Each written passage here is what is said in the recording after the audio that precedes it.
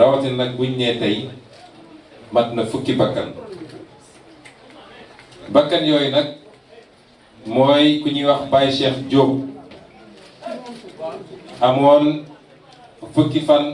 fukki at ak juróom ñaar 17 ans ñu ngi ko faatee fii ci Yëmbël. Cheikh Koli amoon ñaar fukki at 20 ans ñu ngi ko faatee ca Bignona. Famara Goudiaby moom it amoon ñaar fukki at 20 ans ñu faat ko Bignona. Pape Sidi Mbaye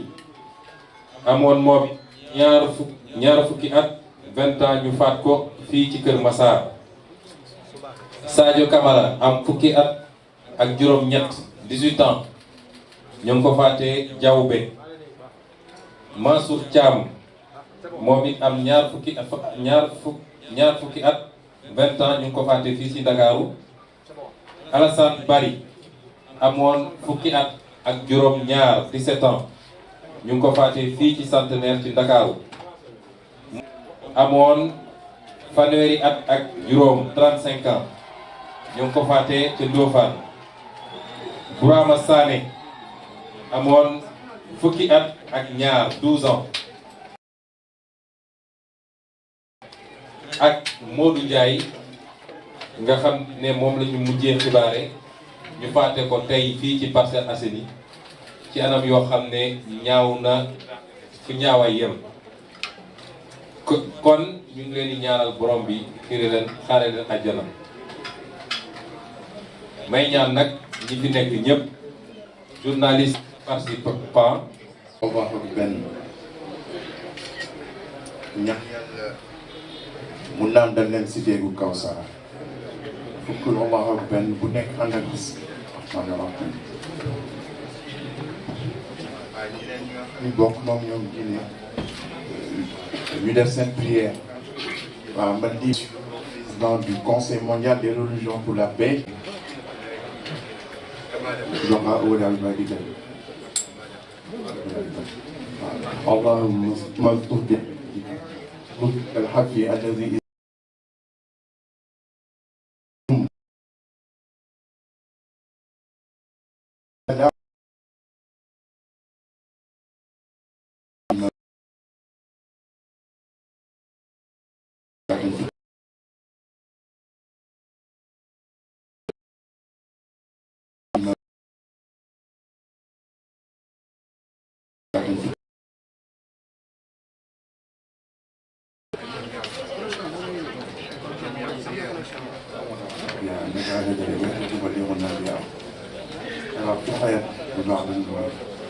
آمين آمين آمين.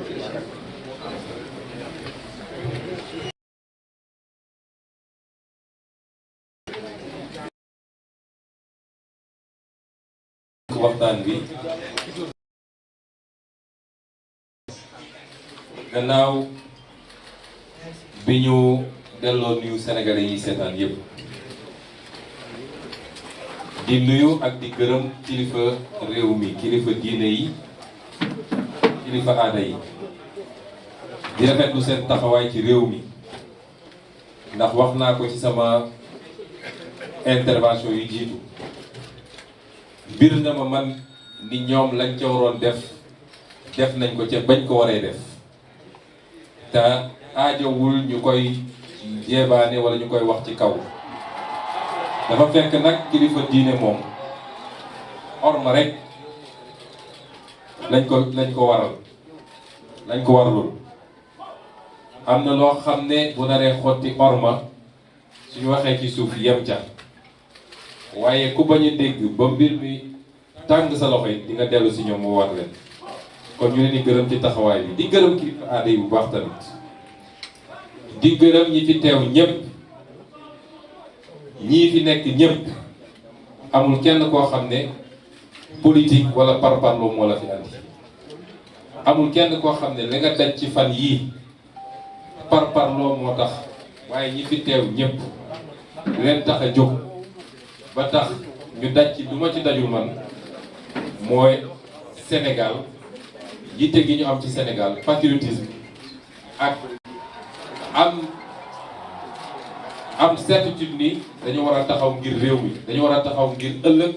dañu war a taxaw ngir suñu doom ak suñuy sët. kon ñoom ñëpp dama leen di gërëm man personnellement, waaye dama leen di gërëm ci turu peuple sénégalais, ndax peuple sénégalais la ñu taxawal ñu Ousmane Sonko. ñi fi jóg ñëpp nag sonn ci, bu doon jëm Ousmane Sonko rek peut-être 10% yi dinañ génn wala 15% yi. bu kenn naagu ba foog ni yow yaa tax sénégalais génn, déedéet. li tax lii am mooy yéeg bu kenn ku ne am ni suñu réew, suñu askan mi ngi traversé ay moments yoo xam ne bu ñu seetaanee ba mu demee nenn rek defe naa dina rëcc définitivement. kon maa ngi leen di gërëm ñoom ñëpp ci turu peuple sénégalais. bu loolu weesoo may sargal jigéen ñi ndax gis nañ seen taxawaay ci xeex bi te tey dañ leen ko mandargale muy journée 8 mars. jigéenu boor bu nekk nag du jigéenu Pastef kese, jàpp nañ fay jigéenu Pastef gis nañu seen dëgër laay ak seen muñ ak seen xeex ba fi mu mujjee. waaye jigéen ñi taxaw jàpp ci xeex bi ñi ma mën a lim ak ñi ma mën a limul defe naa Adja Yacine ngi nii toog sama wet, sama avocat Aïda Mbodj gi nële, ñoom ay mën a buusu ak keneen ak keneen su ma leen doon lim tey du jeex, ñoom Aïssata Sabara, ñoom Mame Dia. bu ma limul rek bu mu ci mel, ñu delloo leen dugal leen ci journée bi. Mame Dia. bu ma limul rek bu mu ci mel, ñu delloo leen dugal leen ci journée bi. dañoo sacrifice dootul jëriñ dara, ñi seen bakkan rot, ñi si gaañu te ñu bëri, ñeneen ak ñeneen ak ñeneen, defe naa dootul jëriñ dara. kon bu ñu waxee loolu dañuy delloo jukkal ni ma ko defee ci ñi nga xam ne seen bakkan rot na ci te dinaa ci dellu si, ma def ko ci ñi gaañu, ndax ñi gaañu bëri na te am na ci ñoo xam ne gaañu yu xaw a garaaw la. di ñaan yàlla rek mu bañ a weesu foofu, di leen delloo njukkal ndax mbir mi ñooma du ñun. di ci def nag ci jagleel ngërëm bu yow defoo ko ngir dërëm boo xaar, waaye xam nga ni sa avenir moom moo nekk en jeu. kon ngàcce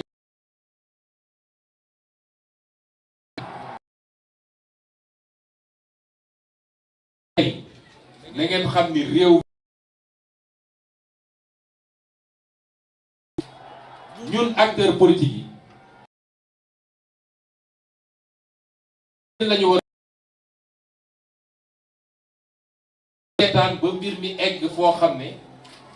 buñ ko waree récupérer sax li muy yàq di boo moytu dina ëpp liñ ci mën a jëlee. te loolu daa ci dellu si bu si kanam yi di ko teg ci kaw nit ñi, peuple bi dala koy fàttali te loolu moo leen dal tey. kon taxawaay boobu ngalawaay bu mu dañati Sénégal, bu mu dañati, parce que li ñuy wax ne grande démocratie boo gisee njiit yi am lu ñu sañul foofu mooy askan wi dafay taxaw jonn di leen surveiller. saa suñu commencé génn rek nit ñi génn ko nangu ñu dellu si waat. kon ñun ñëpp dañu am di masawit ñi nga xam ne ñàkk nañ ci seen alal, parce que dégâts matériels yi bëri na. loolu du woon ci slaayu mbir mi. ñi jóg di manifester duñu ay bandi, duñu ay saay-saay, ay nit nag mën nañ cee rax, waaye loolu taxu leen woon jóg. te it suñu xeex jubluwuñu ko ci askanu sàngam wala réew sàngam, du loolu mooy suñu xeex. waaye dafa fekk da am fu mbir di toll, lépp mun na cee jaxasoo, lépp mun na cee am, waaye loolu du woon cëslaay bi. parce que ku bugg a yor réew ak ku bugg a defar réew doo toj àllu jàmbur, doo yàq oto jàmbur, doo toj kër jàmbur. kon loolu ñu ngi koy masawu bu baax nit ñi mu dal, di masawu njabootu ñi ci faatu, di leen jàll. te bu soobee yàlla dinañ góorgóorlu ba kenn ku nekk ñu def suñu délégation ñi fi nekk ñépp dox ñëw jaale si leen. di masawu njabootu ñi gaañu lañ ci mënit ci taxawut nañ ko def di masawu njabootu ñi nga xam ne tey caabi féete na leen gannaaw wax leen it seetaanuñu ñooñu ndax gannaaw bu ñu jëlee avocat yi leen war a défendre kenn ku ne ñi ngi góorgóorlu ci lañ la mën a jàppale ba doo tumuraanke wala sa njaboot du tumuraanke. waa mbokk yi lii lépp lan moo ko waral lii lépp ci ay diis yu dal ci Sénégal lan moo ko waral li ko waral mooy li tubaab di wax cupidité ak boulimie du pouvoir mooy xiif bi nga xam ne Macky Sall ak ñi mu àndal xiif nañ ko nguur ak yaakaar ni ñoom dañu war a mun a yor nguur gi toog fi ba faw lii lépp looloo ko andi moo ne de ay at ci gannaaw loolu la ñu xeexoon ba ay bakkan rot fi li andi lii mooy nguur gi ñu teg ci loxo Macky Sall ne ko jox nañ la suñuy moyen jox nañ la budget jox la administration jox la justice jox la armée jox la lépp loo soxla la ñu bëgg mooy nga defar réew mi la ñu bëgg mooy ndaw ñi am liggéey la ñu bëgg mooy nit ñi faju la ñu bëgg mooy tale yu baax Macky Sall wëlbati loolu lépp jël ko mu doon doole bu muy jël di ko teg ci kaw citoyen muy kuy politique muy kuy mouvement citoyen muy kuy société civile ku nekk d'accord ak Macky Sall rek teg na doole boobu sa kaw loolu moo ñu andi ci lii mu ànd ci ak ay nitam yoo xam ne duñ ko wax dëgg bal sax boo moytul ñoo ko yées moom ci boppam ndax lii am lépp nag acteurs yi bëri na de waaye li ci ëpp acteurs yu ndaw la boo ko doon seet ñeenti acteur la muy Macky Sall Antoine Diome Malick Sall ak Bassirou Gueye ñeneen ñëpp ay suq lañ yoo xam dañ leen di defloo ay ancien directeur du domaine ak ay avocat ak ñooñu ñëpp dañ ay pion lañ waaye ñeent ñii musiba Sénégal yëpp ci jamono ji ñu toll tembe ci ñooñu la est-ce que jaadu na 16 millions de Sénégalais ñeenti nit rek lëmbe leen est-ce que waroon nañ ko mën a continuer nangu ci dëkk bi loo wax nag ñu ne la ñun ñoo yor buur force restera à la loi te loi boobu duñ ko tudd lu dul bu dee opposant loi boobu dañ koy wëlbati pour mën a jot ci opposant waaye ñoom saa suñu waree loi bi war a dal seen kaw mu ne mukk du fi am ñaata nit ñoo fi def njombe yoo xam ne kenn mënu ko tudd te ñi ngi romb Sénégalais di leen narge loolu nag lañu mënut a nangooti loolu tax nit ñi jóg ni lii dootuñu ko nangu dootu fi am ñu war nag di waxtaan dëgg ndax Macky Sall li ko bewloo bokk na ci ñun Sénégalais yi ñenn ci ñun Sénégalais yi balaa may dee nit ñi toog ñii naan analyse politique lañu ñii naan lii lañu ñu naan c'est un génie politique parce que yow mën ngaa dal ci sa adversaire mën ngaa complot sa adversaire mën ngaa jënd sa adversaire wëlbati ko ba suy waxati doo xam lu muy wax lu mu doon loolu mooy génie politique ñun on a besoin de génie d'état koo xam ne bu ñu la jénkee réew nga defar réew mi waaye soxla ñu ay génie politique mooy lañ la dénk nga liggéey ko ba Sénégalais yi soo ne woon sama deuxième mandat jeex na maa ngi dem ñu ne la bàyyiwuñ la parce que résultat nga def waaye jël doole bi ñu la jox rek dal ci kaw bi 9 ans de Macky Sall li fi am musul am ci Sénégal ñaata adversaire la tëj ñaata adversaire la faagagal loolu ba kañ loolu nag lañu mën a tur nangooti te nag lii mu def dañ koy tuddee ci tubaab haute trahison haute trahison mooy wor bi gën a rëy ci wor yi mën a am ndax moom biñ ko falee dafa teg loxoom ci suñu constitution daal di waat ne waat naa ni dinaa respecter constitution bi lii mu def du respecter constitution bi dinaa nekk au service des Sénégalais lii mu def du nekk au service des Sénégalais ku dem ba yow donc nga wéet ak sa peuple nga wéet yow fundum fi nga nekk ak sa juróomi nit sa peuple nekk en face de toi nga am sañ-sañu yónni sa ministre bu immature mu ne peuple boobu yëpp ay terroristes lañu peuple boobu yëpp dafa am ay intérêt yu ne seen gannaaw di leen financer ndaw ñii dañoo mës a gis ku leen financer taxaw saaga sa peuple ñëpp wét yow dong sa palais tey soo demee ville soo ko fekkee foofu moom dong ak palais cundum peuple bi yëpp nekk fii su dul woon militaire ak armée bu nekk suñu diggante tey kii kenn ay bagages am dañ koy fa loolu foog ngeen ni mooy haute trahison parce que liñ ko joxoon ci ay moyens du woon pour muy comploter contre des adversaires politiques dama wax tey ñu ne ma contrôle judiciaire waratoo wax ci dossier bi ma ne juge bi bu ngeen ci waxee ma wax ci ndax saa su ne dossier amoon na fi dossier Khalifa Sall gis nañ ko dossier Karim wax na su ngeen dégloo nit à 8 heures à 9 heures yéen a koy jox seen benn journaliste mu ne les secrets de l'audition su ngeen ci waxee dinaa ci wax ndax man kenn du ma tënk waaye damay gaaral sénégalais yi wallaahi dama ko waat wallaahi lañ ma tuumal bu amoon du ma nangu benn sénégalais am xoosu waxuma laa bakkan bi ci wax parce que bu boobaa du ma yem ci lañ ma def rek kese mais damay doon criminel kon ñii fi faatu tey yëpp man maa leen faat loolu du ma ko nangu sama kanam borom responsabilité Macky Sall la ak comploteur ba tax nag ñu ne ab président de la république am na loo xam ne du sa sañ-sañ amul président de la république boo xam ne war naa féewale peuple di boole nit ñi ñu jàmmarloo di xuloo wala di xeex amul président de la république boo xam ne war naa gouverner ci li tubaab di wax haine ci soxor ci bañ nit parce que àndul ak yow rek nee na d'accord ak yow nga ne kii tey ma faagaagal ko loolu du président de la république te ñun ñëpp nag ñu war ko cee bañ a jàppale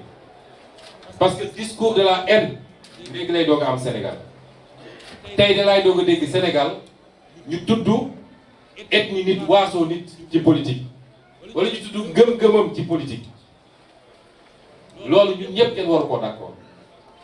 te di ci woo ñëpp nag ba ci mboolem média yi ñun ñëpp dañu góorgóorlu opposition de programme de projet d'idée d'accord mais def ay programme semaine bu nekk ay nit ñëw taxaw di saaga nit di xas nit di ŋàññi nit di wax ci ñoom moom loo xam ne du dëgg suba du dugg ngoon mu yor njaboot yor ay nit yu ko bëgg yor ay militant loolu mooy taw réew nañu delloo si suñu xel mbir mi sottante xalaat la opposition d'idée de programme la waaye du opposition personnelle kenn ku nekk deram rek la am waaye xëy suba ba ngoon jot di wax ci nit di wax ci nit di wax ci nit tam ko dëmm wax ci mbokkam wax ci waajuram loolu amu fi woon ci Senghor amu fi woon ci Abdou Diouf amu fi woon ci Abdoulaye Wade mi ngi fii doog a am te dafa war a dakk Macky Sall moomul réew mi ñun ñëpp ñoo waroon jël suñu responsabilité te lii defe naa buñ ci génnee dina doon leçon pour ñun ñëpp parce que maa ngi seetaan programme yi je vois moins d'arrogance ñenn ñi sax ñëwetuñu dem plateau waaye suñu demee plateau dañuy wax ju sedd est-ce que waroon nañu toog ba egsi fii gouvernance de l'arrogance xëy suba ba ngoon jot di saaga nit ñi loolu ñun ñëpp war nañ cee jël ay jàngat ku ñu dénk réew ñii nga xam ne ñooy say takk der nga xam ne kaaraange société bi moo leen tax a jóg warloo leen mettre ci benn situation bi parce que takk der yi ma gis ñoo gën a am lu leen naqari fi mu toll nii ndax xam nañu ki ñuy dóor seen rakk la xam nañu ki ñuy gaañ seen rakk la koo ci wéetal xolam seddul ku ñu jox réew war ngaa moytu loolu war ngaa moytu banqaas yi nga xam ne ci nga toog nga mettre leen ci ay situation yoo xam ne ñoom seen bopp dootuñu bëgg dara ci liggéey bi may rendre hommage nag gendarmerie nationale ci seen professionnalisme ci seen sens de la responsabilité ak seen hauteur man dama leen mujj ndaw GIGN bés bu ñu may jàpp ba tey bi ñu may déposé fi ma dem noppalu ji seen loxo laa nekk brigade de recherche nous avons une très grande gendarmerie ngallaawaay bu ñu jaaxaane suñuy institution des professionnels dinañu respecter ordre mais sans zèle sans brutaliser kenn musuma sax bëmëx kenn musuma xoos kon ñooñu ku am lu mel noonu àdduna bi yëpp ñeeñu ko ngelawaay Macky Sall bul yàq suñu réew. gendarme boobu gaañu barki démb ci ñi ma yoroon la 12 GIGN yi ma yoroon la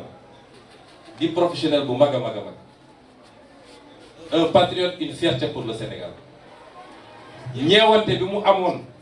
ci ñi mu doon sànni grenade bi moo tax mu téyewaat ko hésitation boobu moo yàq loxoom tey kon yooyu nañ ciy bàyyi xel te gëm naa ni mu amee ci gendarmerie la amee ci yeneen corps kon politicien yi bu ñu yàq suñu diggante ñun biir sénégalais waaye suñu diggante suñuy institution rawatina gendarmerie armée police ak keneen ak keneen di wax tamit ni Macky Sall dafa trahir le peuple sénégalais Macky Sall mooy le seul responsable de lii xew nii ci réew mi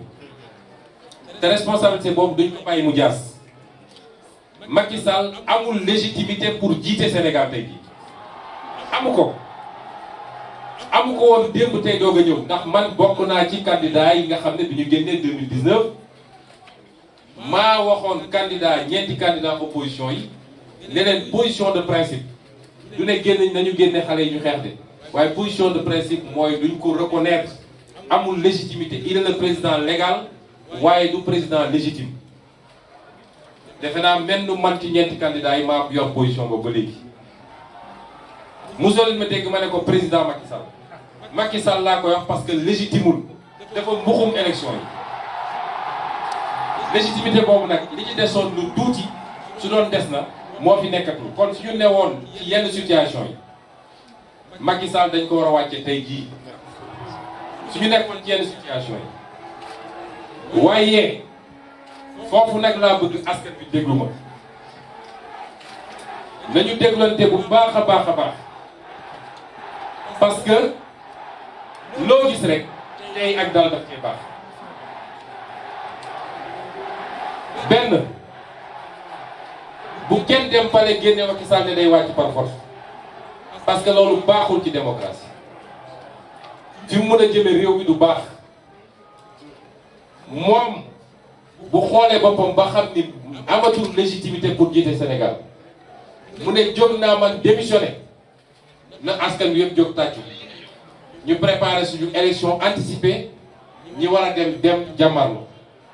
waaye bu ko deful nañu ko gunge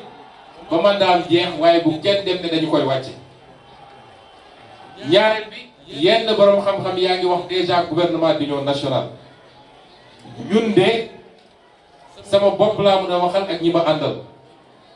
bokkuñu jegewuñu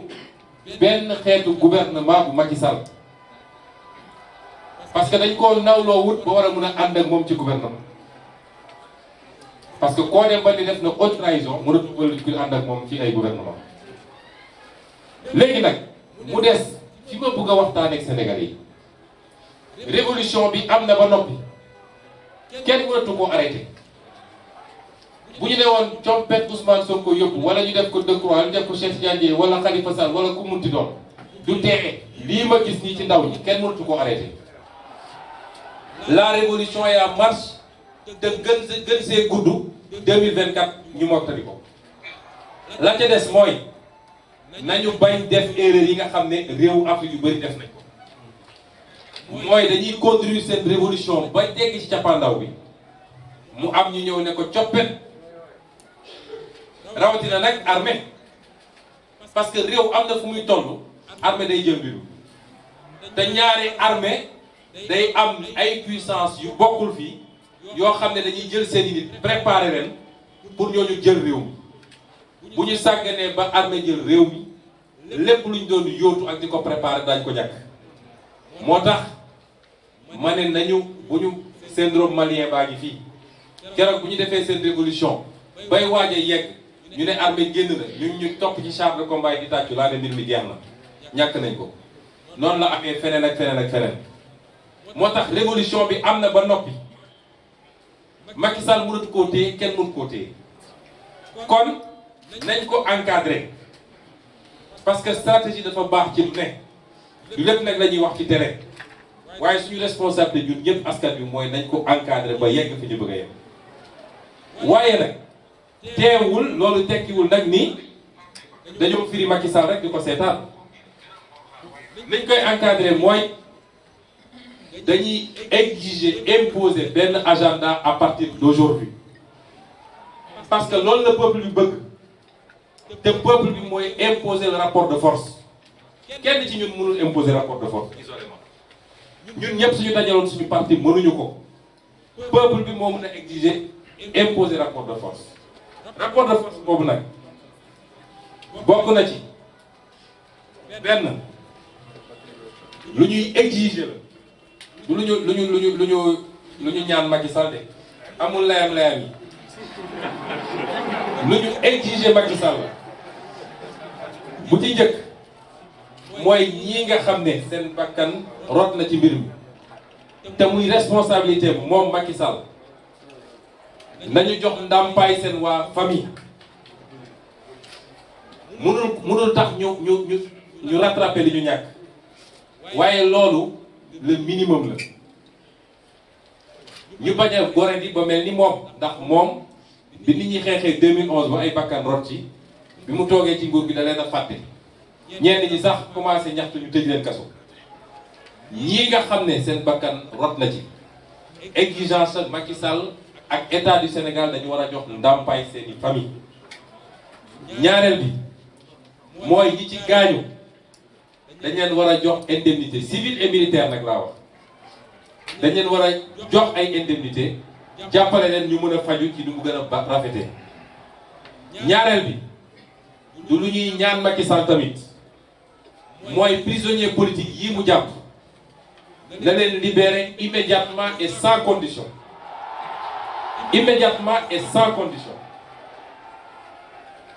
te nag premier point bi ma njëkk a wax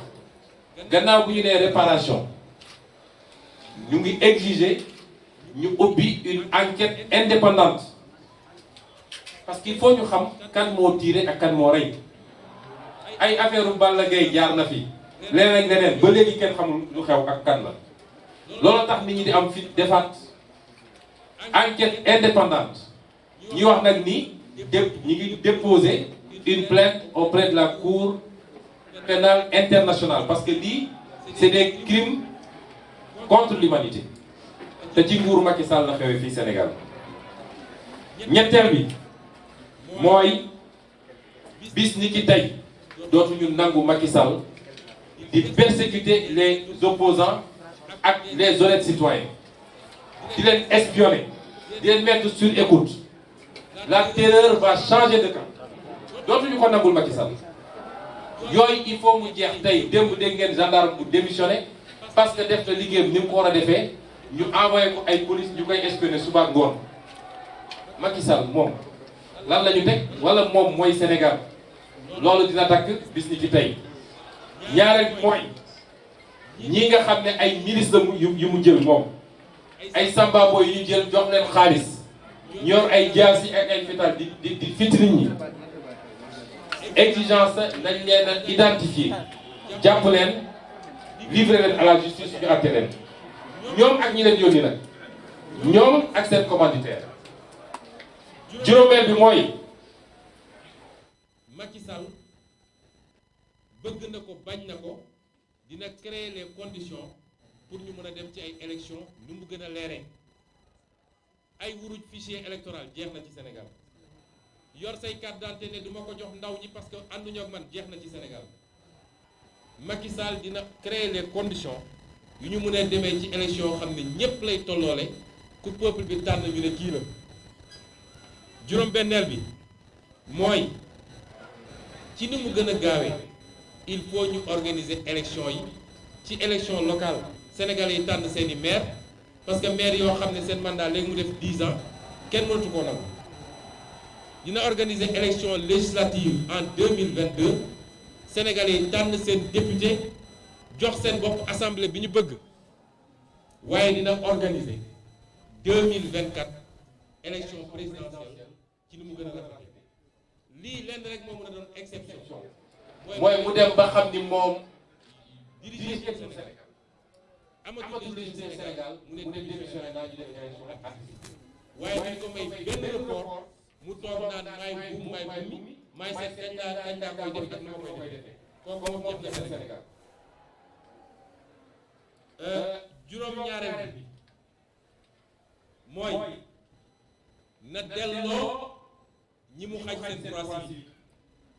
benn ci Khalifa Ababacar Sall bi ñaar ci Karim Wade parce que loo xam ne yëkkati nga ko dem ba juridiction internationale ñu ne la jaaru yoon nga ne damay jaay doole kooku nekk candidat ci réew mi loolu suñ ko seetaanee ëllëg ci man la ñëw gannaaw si ci intérêt lay dem dootul fi nangu élection lu dul ko ku fi war a nekk candidat nga war a nekk candidat Sénégal yi seet bu leen doy tànn waaye Macky Sall mooy tànn kuy candidat ku dul candidat loolu jeex na Sénégal. juróom-ñeenteel bi wala juróom-ñeenteel bi mooy moom Macky Sall na taxaw jàkkaarloog Sénégalais yépp amul moo bon vouloir wala nii wii nii non fii non rek moo fi am na jàkkaarloog Sénégalais yépp ne troisième sax dootuma ko tudd waxuma la mandat amu ci droit te peuple bi nee na amu ci droit peuple bi nee na deuxième mandat sax doyal nañu waaye nekk républicain moo tax dinañ ko bàyyi mu yeggali kon bu mu fi taxawati naan ay nii wii nii non ak yu demee jeex na 2024 Macky Sall n'est pas candidat au Sénégal bu amee beneen république bu mu am nag mën na fa dem nekki candidat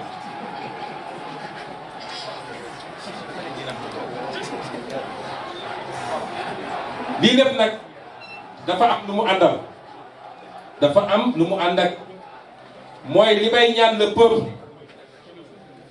particulièrement les jeunes bu mobilisation bi wàññeeku mukk nag tey lañu war a gën a mobiliser wu chacun et chacune kenn ku ne ci ñun am na sañ-sañu jëfandikoo àqam bi nga xam ne constitution moo ko may ni man du ma nangu ku ma noot loolu ngeen def tey jii loolu ngeen def fan yi yëpp weesu nañu continuer mobilisation boobu waaye na doon mobilisation pacifique parce que dafa am lu Macky Sall foqati woon ci ñun mooy kenn amatul woon sañ-sañu def rassemblement wala nga def marche tey won nañ ko ni ci par force dinañ ko def parce que constitution moo ñu ko may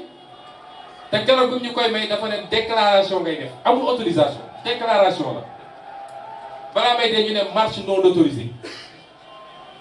France mun a bàyyi nit ñi ñu manifester Canada mun koo bàyyi keneen ak keneen Turquie yow fi nga dëkk Sénégal ñu ne la doo fi manifester parce que son excellence Macky deuxième nee na kenn du fi manifester loolu jeex na ci Sénégal may proposer ñu continuer manifestation yi jël benn fan wala ñaar ci semaine bi 1 million de Sénégalais nañu génn yor seen drapeau national xool fu ñuy dem fu ñu koy defee dem taxaw fa exiger que lii ma wax 9 mesures yi ak yeneen yoo xam ne après concertation dina ci yokku Macky Sall da koy respecté wala dootul am jàmm ci réew mi su amee kuy tiit désormais Macky Sall lay doon waaye dootul doon loolu jeex na ci réew mi may wax nag gannaaw bi ma waxee li jëm ci Macky Sall may lancer un appel ñun ñii ñëpp nag di acteurs politiques askan wi mérité na des acteurs politiques qui soient à leur hauteur ñun ñëpp amatuñu droit yenn yi nañu sargal askan wi nañu delloo politique sa noblesse nañu jël engagement ñun ñëpp waat ko ni peuple bi rek moo ñu ñor kenn new fi di politique pour xaalis booy am ku bëgg ay milliards uti ko feneen waaye politique servir ton peuple la yaa ciy sonn dépenser si ñàkk ci ba dee waaye waroo ku foog ni ci milliards ci politique nga amee milliards ndax nga sa bopp loolu dafa war a dakk Sénégal mën nañu am ay projets yu wuute mën nañu am gis-gis yu wuute waaye ñun ñëpp nañu bokk bëgg réew mi nañu bëgg réew mi jaay intérêt réew mi li Macky Sall def daf fi war a dakk suñu ressource naturelle nga jaay suñu marché public nga jaay lu la neex nga def loolu jeex na ci Sénégal kon dama bëgg ñu nit peuple bi waruñu gën a gore man Ousmane Sonko je ne mérite pas ce peuple là je ne le mérite pas gisuma lan laa def ba peuple bi war a daj lii mu daj ci ñun kon ñu nit nañu jël engagement solennel ni bis ni ki tey un nouveau départ la ñu jël parce que réew mi yomb naa defar de te peuple bi amatul droit un troisième ou un quatrième départ bii pas ça doit être le bon départ su dee nag dañuy ŋàññi ñi fi ne ba jëlee leen fi ñëw def la ñu defoon wala lu ko yées defe naa bu au bout du compte peuple bi mooy mujj génn ci ñun ñëpp kon loolu ci lu jëm ci ñun la nga la waay nañ ci góorgóorlu ma yokk ci benn poñ la ma ciy waxtaan bëri na trop waaye dafa fekk li tubaab di wax machiavélisme ñu bëgg a utiliser yenn yi à des fins strictement politiques may sànni ay kàddu jëmale ko ci Casamance une dernière fois samay mbokk laay waxal wala lenn ci samay mbokk ndax yàlla may na ma bokk fépp ak lu nit mënoon jàpp ba tax nga jël ngàndaay dugg ci àll bi jàpp ni dañ laa xeeb jàpp ni dañ laa boolewul jàpp ni citoyen de seconde zone nga boo xoolee li xew tey ci Sénégal di nga xam ne loolu amut ndax gannaaw ma doonee doomu Sénégal doomu Casamance waaye ñii ñëpp jóg taxaw muy Touba muy Ndar muy Fuuta muy Bakel muy kenn seet Thiès ak feneen jóg taxaw seetuñu kii fu mu bokk dañu ne dëgg jot na dañu xeex dëgg kon li ma leen di ñaan mooy ci 6 mois yii juróom benni weer yii li ma ñaan samay mbokk ci Casamance ku ci yoroon gànnaay na nga ko teg génn ci àll bi ku ci yoroon gànnaay na nga ko teg sans condition génn ñu bokk ndey bokk bàyyi parce que ñun ñëpp sénégalais lañ ñun ñëpp africain lañu gannaaw ga ngeen ànd ak suñu armée fépp fu nit miin nekkoon ngeen wane carte yi ñu génne mine yi génne ndël yi sauver population yi bu ñu nangooti ñu ne dañ koy régler par la voie militaire parce que kii tiire ak ki muy tiire ñoom ñëpp doomu Sénégal lañu ñun ñëpp benn lañu kon loolu muy appel boo xam ne maa ngi koy lancé parce que lu ma ñor a ñor la te boo seetee li xew Sénégal tey li nga xam ni Sénégal yëpp wane na ñun ñëpp benn bopp lañu kon lii lañu bëggoon sànni ci kàddu yu gàtt di wax tamit ni ci li jëm ci mbir mi nee nañu contrôle judiciaire man nag acteur politique la sama indépendance politique kenn du ma ko xañ loolu moom may ma ko kenn ñaareel bi ñun musuñoo daw justice combat de principe mooy li suñuy àq ak li yoon wax ni lii la nañ ko jaarale foofu ba tey jaarewuñ ko foofu te dinañ ko continuer xeex ndax suñuy avocat ñi ngi def recours yi waaye bëgg nañu ci nu ma gën a gaawee ñu dem ci procès ba nu mu gën a gaawee bu boobaa yooxu dina jëm fuñ ko foogewul woon may remercier it ci présence su dames yi parce que tudduma góor ñi waaye bés bi bésu jigéen ñi la madame le ministre Aminata Lo Dieng di ko remercier bu baax ci présence am ak ci taxawaayam ci combat bi ndax ci bi mbir mi commencé rek la daw si kër ga. Donc je vais récapituler plus brièvement en français. Je crois qu'on peut passer sur la minute de silence. Commencer par remercier tous nos guides religieux et coutumiers. Pour une fois, le rôle de stabilisateur et de médiateur qu'ils ne cessent de jouer. Lorsque nous, hommes politiques, avons fini de mettre le feu au poudre. Les remercier parce que je sais que depuis le début de cette affaire, ils n'ont cessé d'intervenir. Nous sommes dans un pays qui s'appelle le Sénégal avec ses spécificités. Et c'est une grande chance pour le pays. Féliciter, encourager et remercier toutes les femmes qui ont pris part à ce combat, puisqu'on est dans la journée du 8 mars. Et dire aux Sénégalais que j'ai le cœur lourd. Depuis quelques jours, mon sommeil se trouve très perturbé. Non pas par l'affaire en question, parce qu'elle me reste de marbre, mais parce qu'il y a eu trop de dégâts, trop de victimes, trop de meurtres, puisqu'il s'agit de meurtres, d'assassinats, trop de blessés, trop de personnes faites prisonnières, trop de familles éprouvées, et évidemment, nous nous sentons plus ou moins redevables de tous ces gens-là qui ont pris sur eux de mener ce combat. J'ai dit tantôt, je me suis permis de lire la liste. Nous avons aujourd'hui 10 cas confirmés de personnes qui ont été lâchement assassinées et dont Macky Sall porte la responsabilité de leur assassinat. Plus 4 autres ou 5 autres personnes qui restent à être confirmées. 10 personnes, 10 meurtres au Sénégal, c'est trop. Nous sommes un pays apaisé. Un pays qui n'a pas une tradition de violence. Un pays connu mondialement pour son climat fait de stabilité, de fraternité, de convivialité. Mais le seul qui porte la responsabilité de toute cette situation s'appelle M. Macky Sall. Et qu'est-ce qui nous a amené à cette situation? Je résumerai simplement par la cupidité, la boulimie de pouvoir d'un homme qui ne connaît que le complot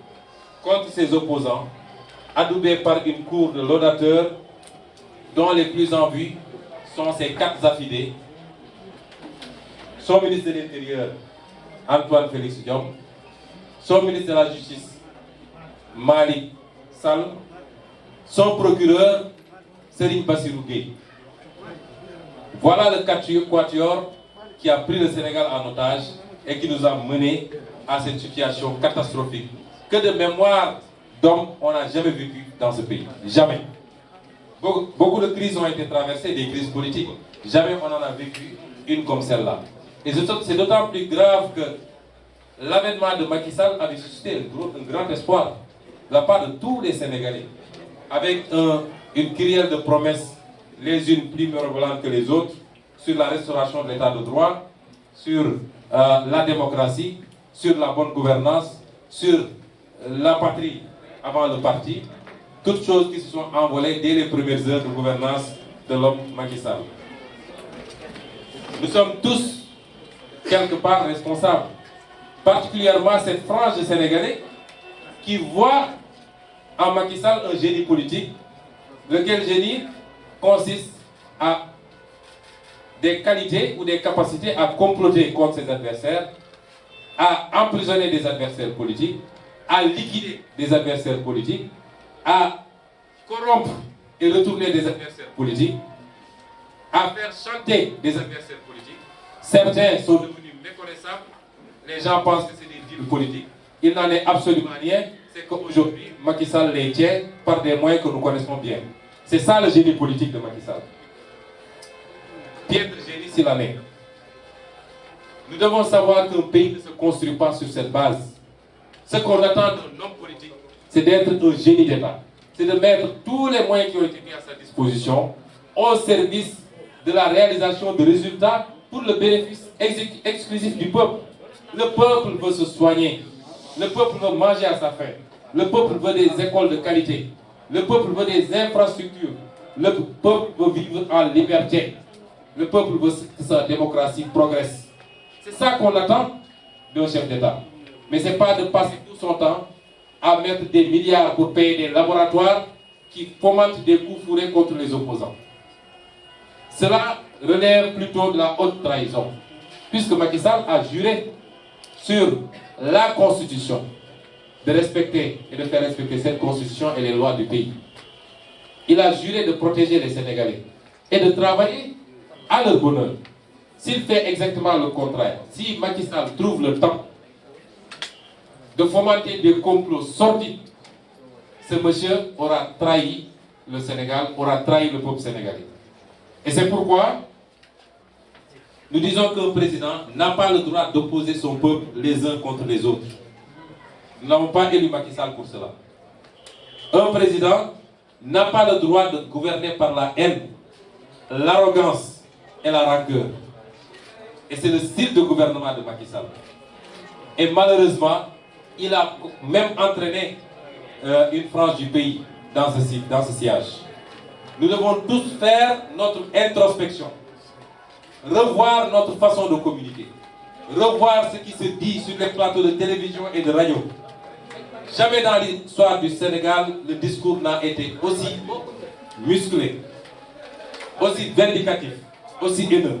Jamais dans l'histoire du Sénégal, on a évoqué les questions aussi sensibles que la religion, l'ethnie, l'appartenance régionale. C'est sous Macky Sall que c'est arrivé. Jamais au Sénégal, on a eu des programmes spécifiquement et spécialement montés pour casser du sucre sur tel opposant, médire sur tel opposant et raconter n'importe quoi du matin au soir. Nous devons tous faire notre introspection parce que cela a brûlé des pays et vous savez très bien qu'on n'en est pas très loin. Ressaisissons-nous pendant qu'il est temps. La politique, c'est l'opposition des idées et des opinions. La politique, c'est l'opposition des programmes, mais la politique, ce n'est pas la haine, ce n'est pas de l'opposition personnelle, crypto-personnelle. Aucun président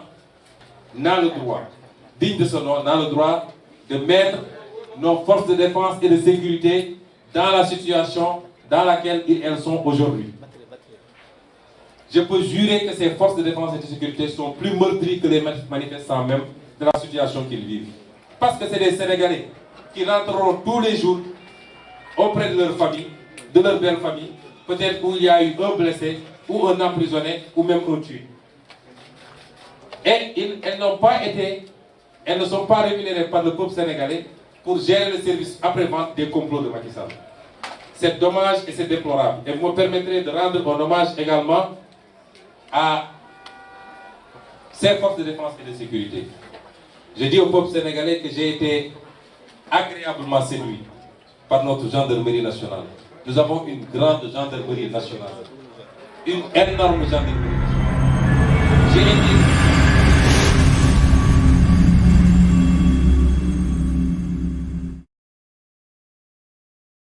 Ils ont plus assuré ma sécurité qu'ils ne m'ont arrêté. Du jour où j'étais interpellé le mercredi au jour d'aujourd'hui, en respectant scrupuleusement les ordres, mais sans brutalité, sans zèle et sans animosité. J'ai été si bien séduit qu'avant-hier, lorsque mon fils est venu me rendre à la brigade de recherche, je lui ai dit, Mohamed, prépare-toi, tu vas faire le concours pour être GIGN. Je rends hommage à ces patriotes que nous pouvons apprécier de loin, de regard qui n'est pas forcément ce regard-là. Tout ceci m'amène à dire cela. Macky Sall ayant trahi le peuple sénégalais, ayant trahi son serment, Macky Sall n'est plus légitime à diriger le Sénégal. Il ne l'a jamais été depuis le début de son deuxième mandat. Je fais partie des 4 candidats qui s'étaient réunis et qui ont signé un protocole pour dire qu'on lui dénie toute légitimité. Et je crois être le seul qui campe encore sur cette position. Et aujourd'hui, il y a circonstances aggravantes. Si on était dans d'autres circonstances, le peuple aurait dû marcher sur le palais et sortir Macky Sall de force. Mais je le déconseille fortement. Nous le déconseillons fortement. Je crois pouvoir parler au nom de tous ceux qui sont assis ici. Mais je crois pouvoir parler au nom de tout le peuple sénégalais, qui est un peuple sensé, un peuple équilibré et un peuple mesuré.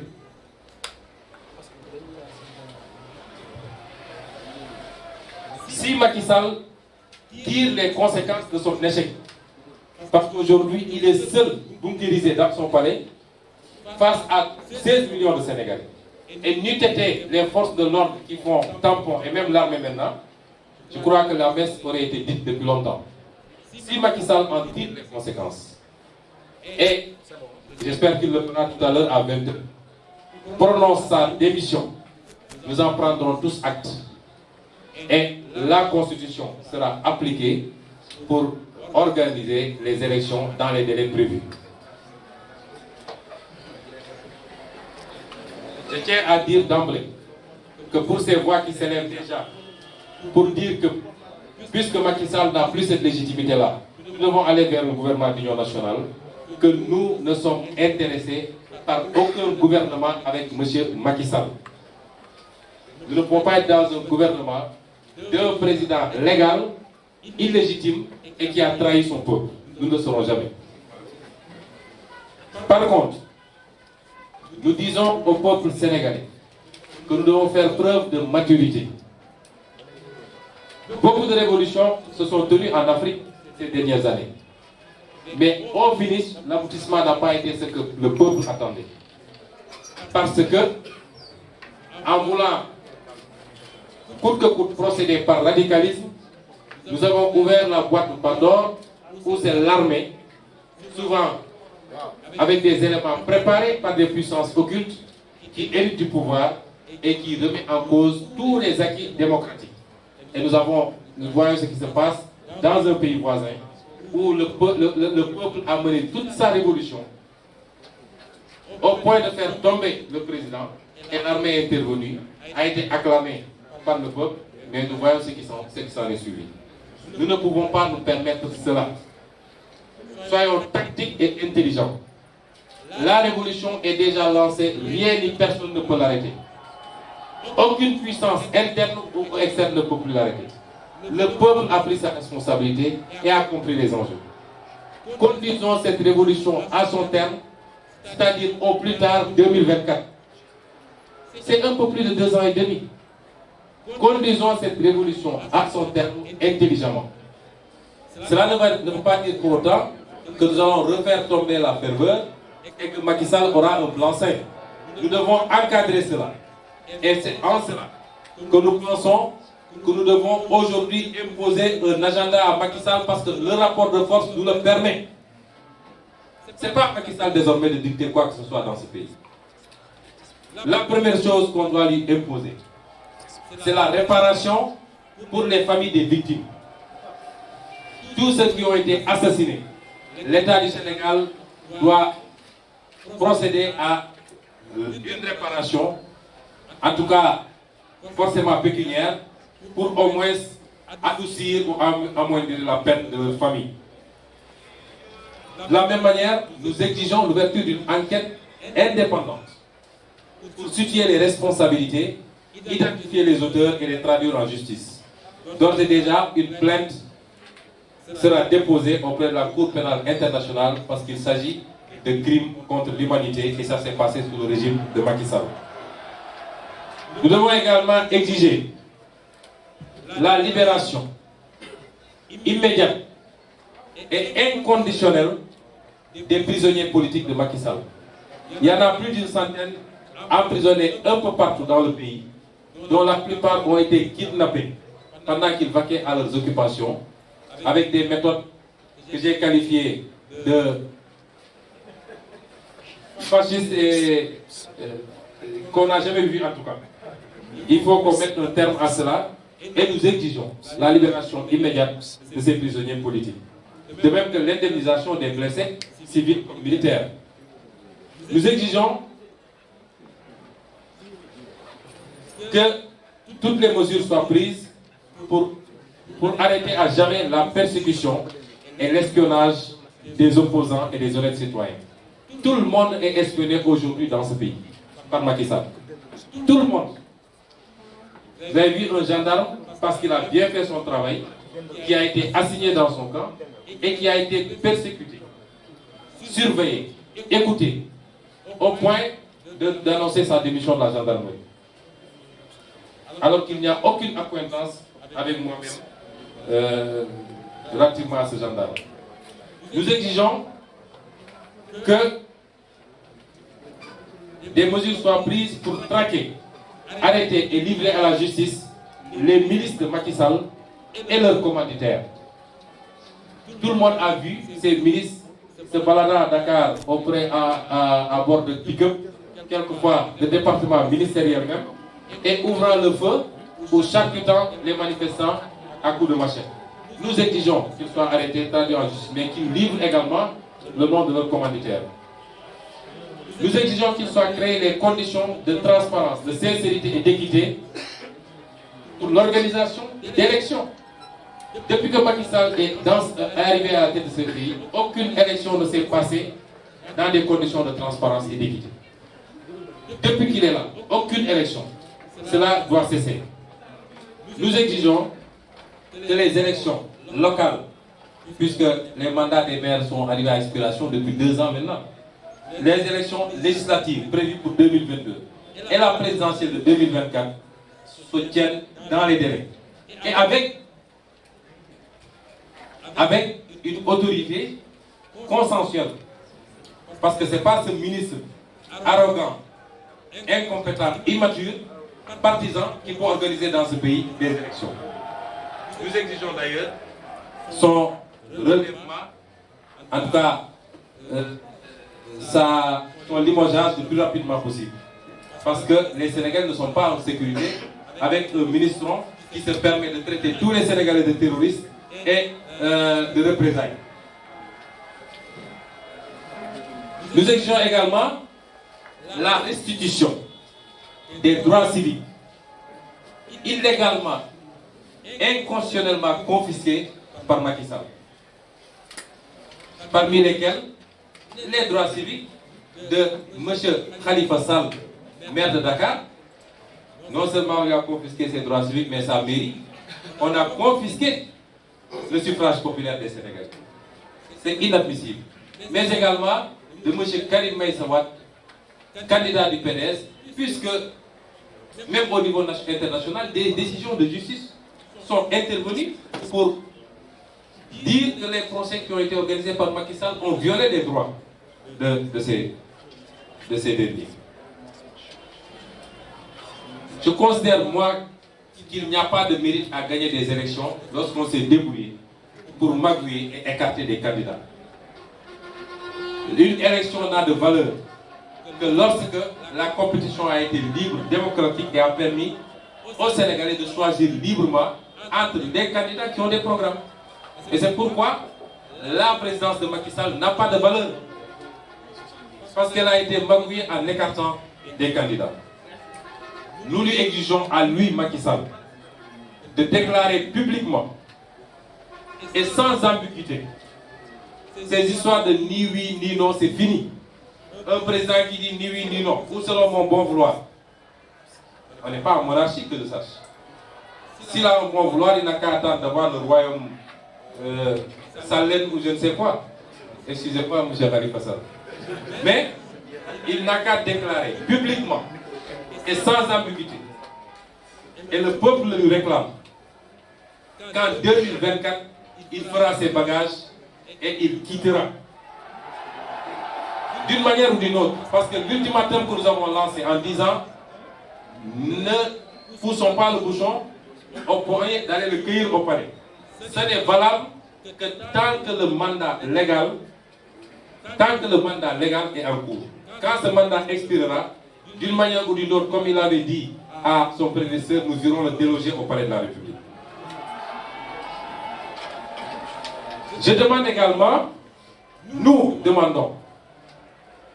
au peuple sénégalais, particulièrement à la jeunesse, de ne pas baisser la mobilisation, de ne pas casser cette mobilisation exceptionnelle.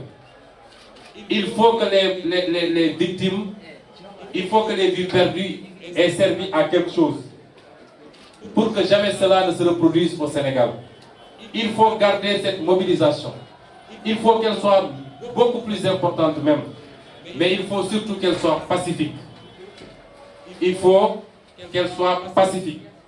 Aujourd'hui, le peuple a repris son droit confisqué depuis 9 ans par Macky Sall à la manifestation. Le peuple l'a repris de force. Il ne faut pas qu'on perde ce droit. Nous vous proposerons, après concertation, peut-être 2 fois par semaine, que le peuple, partout dans le pays, pas seulement à Dakar, sorte massivement et pacifiquement pour aller rejoindre une place avec des drapeaux nationaux et exiger que ces points de revendication soient rapidement satisfaits par Macky Sall et son groupe. Donc, jeunesse de nos pays, ne faiblissez pas. Ce n'est pas le moment de faiblir. Maintenant le cap, maintenant la mobilisation. J'en appelle également aux forces de l'ordre et de sécurité. Quand les gens sortent pour manifester pacifiquement, limitez-vous à encadrer ces manifestations. Il coûte beaucoup moins cher d'encadrer une manifestation que de la réprimer. Une seule grenade lacrymogène peut coûter, je crois, jusqu'à 75 000 francs. vous en lancez des milliers par jour, c'est des milliards qui sont perdus. Et sans compter les dégâts humains et matériels. Donc, respectez le droit de manifester et encadrer simplement ces manifestants. Je lancerai un appel à nous autres acteurs politiques de l'opposition. Ce que le peuple a démontré, c'est qu'il en a marre d'une certaine manière de faire de la politique. Nous avons tous la responsabilité, quels que soient nos parcours, quelles que soient nos convictions idéologiques, quels que soient nos projets politiques, nous avons la responsabilité de rassurer ce peuple sénégalais. Nous avons la responsabilité d'être à la hauteur de ce peuple, parce que ce peuple est plus digne pour le moment que la classe politique qu'il a devant lui. Nous avons cette responsabilité de rendre à la politique ses règles de noblesse, mettre fin à la corruption, mettre fin à la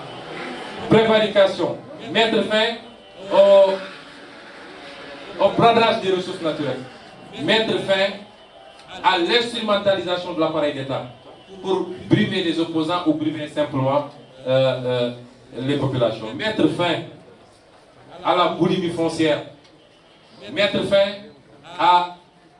tout ce qui est dénoncé aujourd'hui en termes de népotisme. Nous devons tous solennellement en prendre l'engagement, parce que ce peuple mérite mieux, et nous devons tout faire pour lui donner mieux.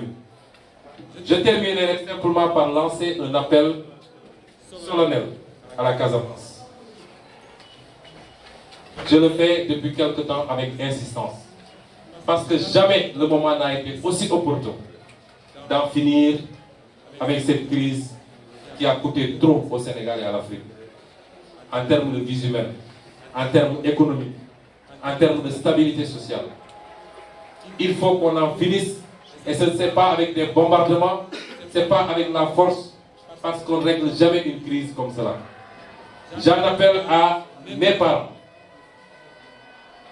Je le dis, cette mobilisation exceptionnelle de tous les Sénégalais, de tous les bords,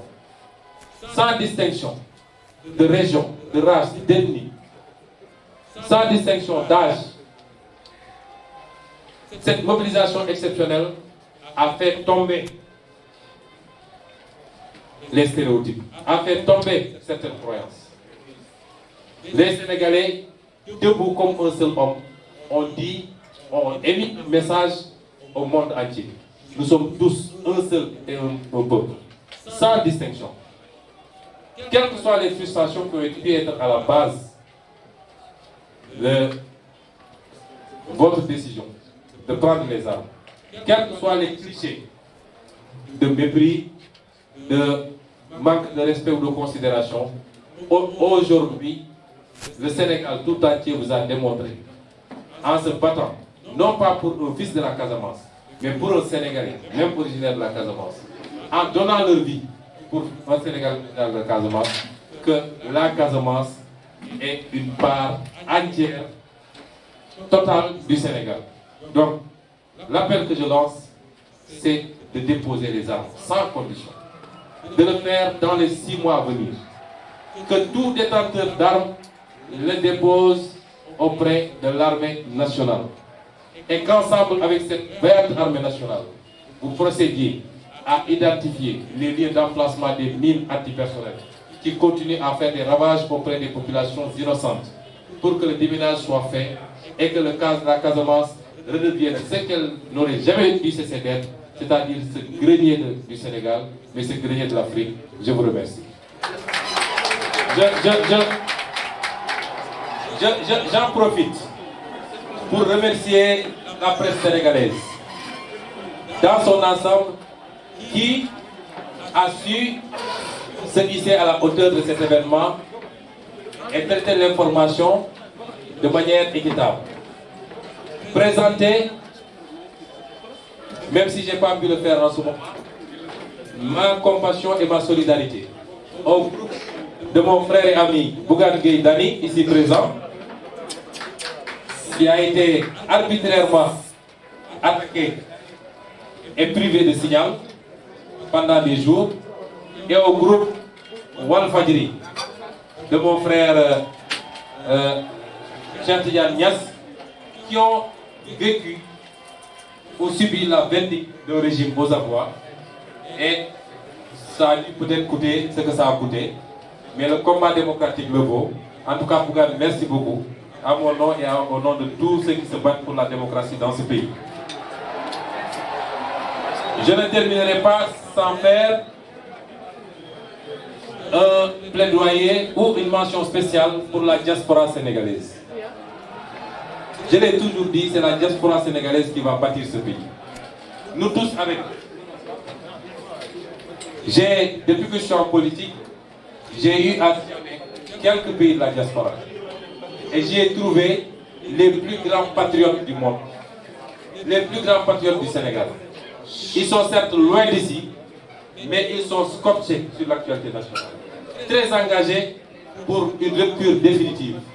Pour que ceux qui vivent là où ils sont, nous puissions avoir mieux dans ce pays qu'est le Sénégal. Je vous remercie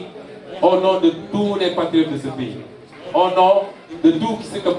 ceux qui se battent pour la démocratie. Je vous remercie au nom de la jeunesse sénégalaise. Merci à la diaspora,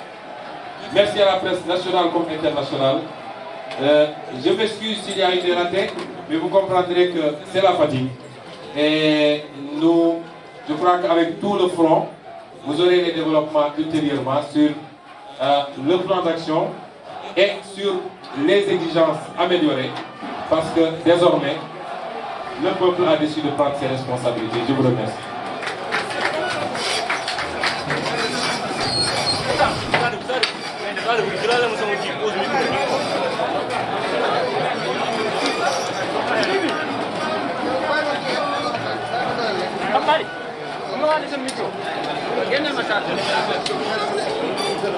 Massage.